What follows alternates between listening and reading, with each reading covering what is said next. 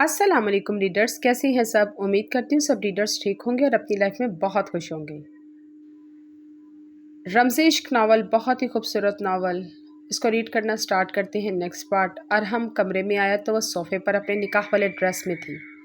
ارحم اسے دوبارہ سے پھٹے ہوئے لباس میں دیکھ کر اپنے جبڑے بری طرح بیچ گیا۔ وہ لباس بڑے ہی بے ڈھنگے طریقے سے اس نے کندھے اور گلے سے سلائی کیا ہوا تھا۔ وہ اسے اگنور کرتے ڈریسنگ روم کی طرف بڑھا، مگر اس کی دبی دبی سسکیاں سن کر ارحم کے بھاری ہوتے عذاب مزید بھاری ہو گئے۔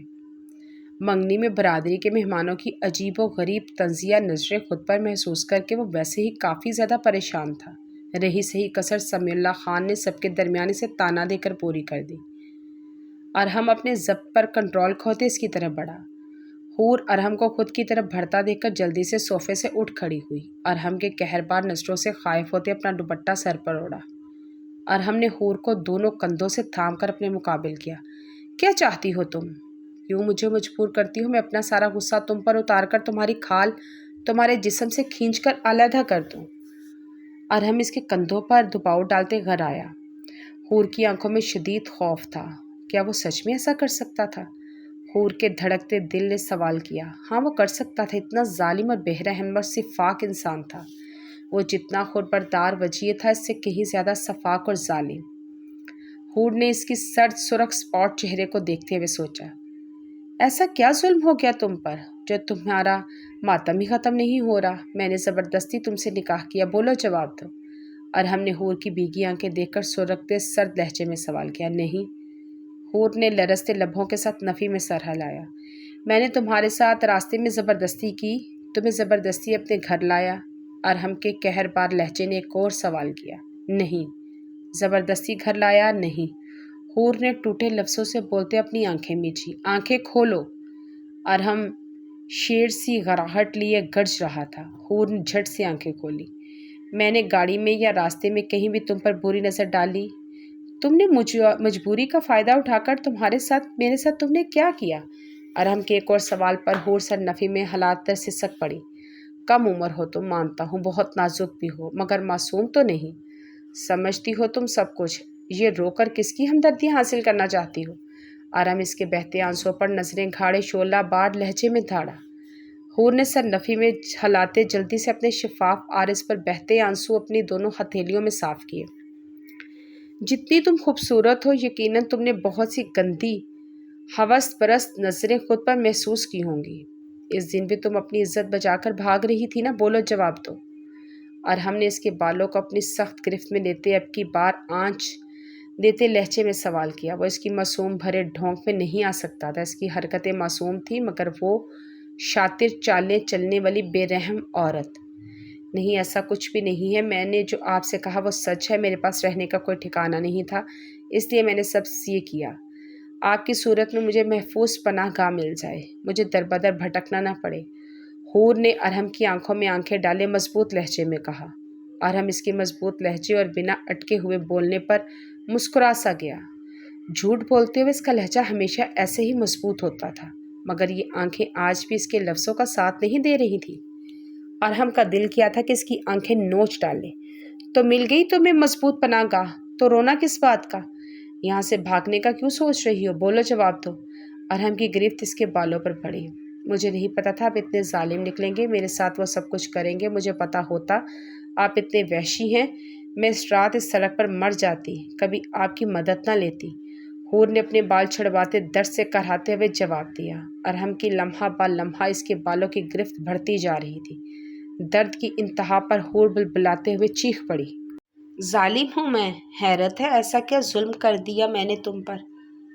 جب تم نے میرے ساتھ نکاح میں آنے کے بارے میں سوچا تھا، کیا تمہیں میاں بیوی کے ریلیشن کے بارے میں کچھ نہیں پتا تھا؟ ارحم نے اس کی آنکھوں میں دیکھتے برفیلے لہجے میں کہا۔ حور نے اس کے بارے میں کوئی جواب نہیں دیا۔ وہ صرف ظالم بے مہر شفاق انسان کی آنکھوں میں دیکھ کر رہ گئی۔ جب سب معلوم تھا تو یہ واویلا کیوں، یہ آنسو کیوں؟ حور کی خاموشی پر ارحم نے اس کے بالوں کو زور سے جھٹکا دے کر چھوڑا۔ وہ گرتے گرتے بچی۔ حور نے گہرے سانس بھرتے اپنے آنسو بے رحمی سے صاف کیے۔ اس نے اب مزید ستم گرز کے سامنے آنسو نہیں بہائے گی۔ تم اس کمرے میں میری بیوی کی حیثیت سے موجود ہو۔ آج مورے نے تمہیں میری بیوی کی حیثیت سے سب سے تعارف کروایا، تمہیں ایک بہو کی حیثیت سے عزت دی۔ کس بات کا تمہیں رونا آ رہا ہے جو تمہارے آنسو ختم ہونے کا نام ہی نہیں لیتے؟ ارحم اسے دونوں کندھوں سے تھامے جھنجھوڑ گیا۔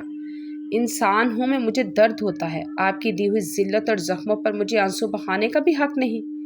حور نے زخمی لہجے میں چٹکتے ہوئے سوال کیا۔ ذلت؟ ارحم یہ لفظ دہراتے ہنسا۔ ذلت کیا ہوتی ہے یہ مجھ سے پوچھو۔ آج تمہاری وجہ سے میں اپنی ہی برادری میں سر اٹھانے کے قابل نہیں۔ دوسری شادی کرنا غلط نہیں، مگر ناجائز رشتہ بنا کر دوسری شادی کرنا غلط ہی نہیں، زنا کے زمرے میں آتا ہے۔ تم نے مجھے زانی بنا دیا۔ ارحم کی بات پر حور کی نظر شرمندہ سے جھکی۔ زخم کیا ہوتے ہیں یہ میری بہن سے پوچھو جو بنا کسی قصور کے ان سب کے بیچ میں آ گئی۔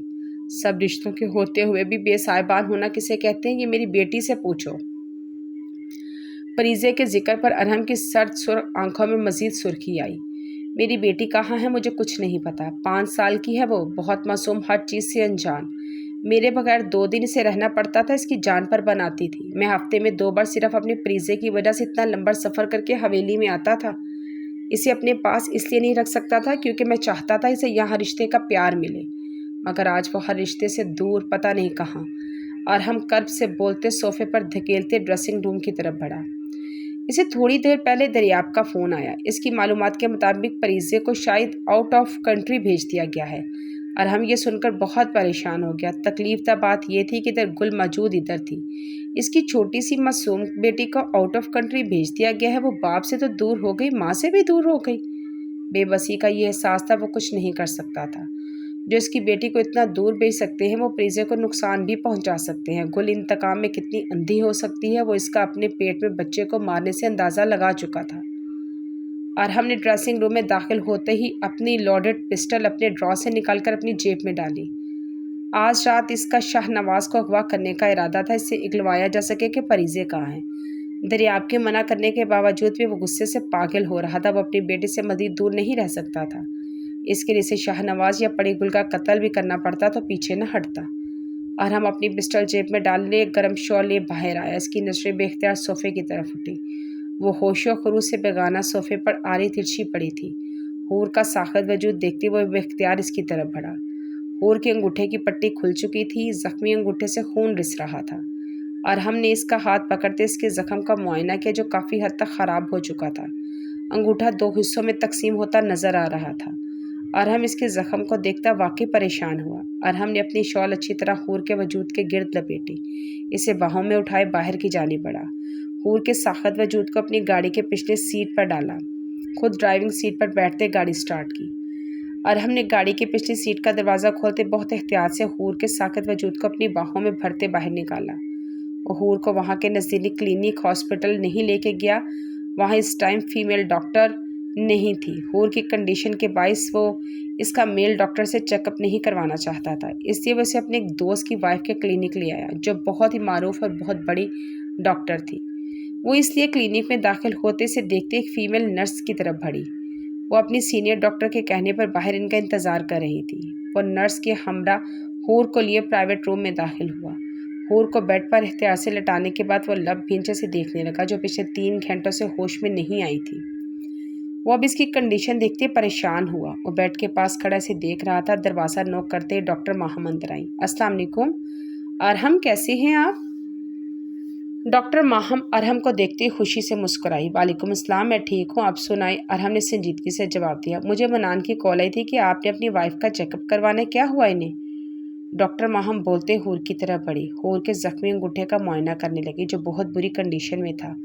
ارحم فون بیل پر ایکسکیوز کرتے باہر کی جانب بڑھ گیا۔ ارحم، آپ کی وائف کی کنڈیشن اب بہت بہتر ہے، ان کے انگوٹھے کا زخم بہت گہرا تھا اس لیے سٹیچز لگانے پڑے، ڈاکٹر ماہم نے اپنے سامنے بیٹھے ارحم خانزادہ سے کہا۔ ارحم اس وقت ڈاکٹر ماہم کے روم میں بیٹھا ہوا تھا۔ حور کا ٹریٹمنٹ کرنے کے بعد ڈاکٹر ماہم نے ارحم کو اپنے کمرے میں بلوایا۔ ارحم کو فون میں مصروف دیکھ کر ڈاکٹر ماہم لب بھینچ گئی۔ اسے اپنے سامنے بیٹھے وجی باروب شاندار سحر انگیز پرسنالٹی والے مغرور انسان پر بہت غصہ آیا جو اس کے نزدیک بہت حس واقعہ ہوا، جسے اپنی بیوی کی طبیعت سے کوئی سروکار نہیں تھا۔ وہ بے دھیانی میں اس کی باتیں سن رہا تھا، بلکہ اس کی پوری توجہ فون کی طرف تھی۔ آج سے پہلے وہ ارحم کی سحرانگیز ڈیسنٹ پرسنالٹی سے بہت متاثر تھی، مگر حور کی حالت دیکھتے وہ ارحم خان زادہ سے کافی حد تک متنفر ہو چکی تھی۔ وہ حور کو دیکھ کر بہت پریشان تھی۔ وہ ارحم کو بہت عرصے سے جانتی تھی، یہ بھی جانتی تھی کہ ارحم کی ایک 5 سالہ بیٹی بھی ہے۔ حور کو دیکھ کر اندازہ ہو چکا تھا کہ حور بہت کم عمر ہے۔ حور کے بدن پر پھٹا ہوا لباس، گہری شدتوں کے بے رحم نشان دیکھ کر بہت پریشان ہوئی۔ اس نے منان کو کال کر کے اچھی خاصی سنائی۔ ارحم خانزادہ سے پوچھے اس لڑکی کے ساتھ اس کا کیا تعلق ہے؟ اس کے انگوٹھے کے زخم کے ساتھ اتنی لاپرواہی کیوں برتی؟ مگر منان فون پر ممناع کا رہ گیا۔ وہ کیسے اس سے اس کی بیوی کے بارے میں کچھ پوچھ سکتا تھا؟ اس سے بھی منع کیا وہ ارحم خانزادہ سے ایسی کوئی بھی بات نہ کرے، مگر ڈاکٹر ماہم بہت بے چین ہو رہی تھی یہ جاننے کے لیے کہ اتنی خوبصورت لڑکی سے ارحم کب اور کیسے ملا۔ کہ اس نے حور کی خوبصورتی کو دیکھ کر اپنی بیوی کو دھوکہ دیا یا وجہ کچھ اور تھی؟ ارحم، آپ نے دوسری شادی کر لی، آئی نو یہ کوسچن تھوڑا پرسنل ہے، مگر مجھے منان نے بتایا کہ آپ اپنی وائف سے بہت پیار کرتے تھے۔ ڈاکٹر ماہم نے ہچکچاتے ہوئے پوچھا۔ تھینکس یو، مجھے اب گھر چلنا چاہیے۔ حور کا ٹریٹمنٹ مکمل ہو گیا، مجھے ایک ضروری کام جانا ہے۔ ارحم موبائل پر کچھ ٹائپ کرتے سنجیدگی سے بولا۔ ابھی انہیں ٹرپ لگی ہے، وہ جیسے ہی ختم ہوگی تو آپ گھر لے جا سکتے ہیں، ڈاکٹر ماہم نے سرخ چہرے کے ساتھ سنجیدگی سے کہا۔ ارحم موبائل سے ایک نمبر ڈائل کرتے ہوئے اسے کان پر لگائے کمرے سے باہر نکل گیا۔ ڈاکٹر ماہم گہری سانس بھرتی اپنا کام کرنے لگی۔ ارحم کے کمرے میں داخل ہوئی حور بمشکل اٹھ کر بیٹھی۔ ارحم آہستگی سے چلتا اس کے قریب آیا۔ اٹھو، حویلی چلنا ہے، ارحم نے اسے ایک نظر دیکھتے ہوئے سخت لہجے میں کہا۔ حور نے ارحم کی شال اپنے گرد اچھی طرح لپیٹتے ہوئے اپنے کھلے بالوں کا جوڑا بنایا۔ انگوٹھے پہ سٹیچز لگنے کی وجہ سے کھچاؤ پڑ رہا تھا۔ اس نے بہت مشکل سے اپنے بال لپیٹے، پھر سے کھل کر اس کے کمر پر بکھر چکے تھے۔ ایک ہاتھ کے سہارے سے بیڈ کو تھامے آہستگی سے اٹھی۔ نکاحت کی وجہ سے بہت کمزوری محسوس کر رہی تھی۔ بیڈ سے اترتے ہی حور نے اپنی جوتوں کی تلاش پر نظریں دوڑائیں۔ کیا ڈھونڈ رہی ہو؟ ارحم نے حور کو بیڈ کے پاس ہی جمے دیکھ کر سنجیدگی سے پوچھا۔ میرے جوتے؟ حور نے ارحم کو سوالیہ نگاہوں سے دیکھتے آہستگی سے پوچھا۔ جوتے نہیں، ایسے ہی چلو، گاڑی تک تو چلنا ہے، ارحم سرد آواز میں کہتا دروازے کی جانب بڑھ گیا۔ ارحم کی بات پر حور نے اپنے لب بری طرح کاٹے۔ زمین انتہائی ٹھنڈی تھی، ننگے پاؤں گاڑی تک جانا۔ حور کی آنکھیں لبالب پانی سے بھری۔ اس نے ننگے پاؤں کبھی اپنے فرش کو چھوا تک نہیں تھا، آج قسمت نے اسے کیا کیا نہیں دکھایا۔ حور نے آنکھیں میچے درد سے سسکاری لیتے ہوئے پکارا۔ ارحم حور کی درد بڑی سرکاری سنتا رہا۔ اسے آنکھیں میچے آنسو بہاتا دیکھ کر غصے سے پھر آگ بگولا ہو گیا۔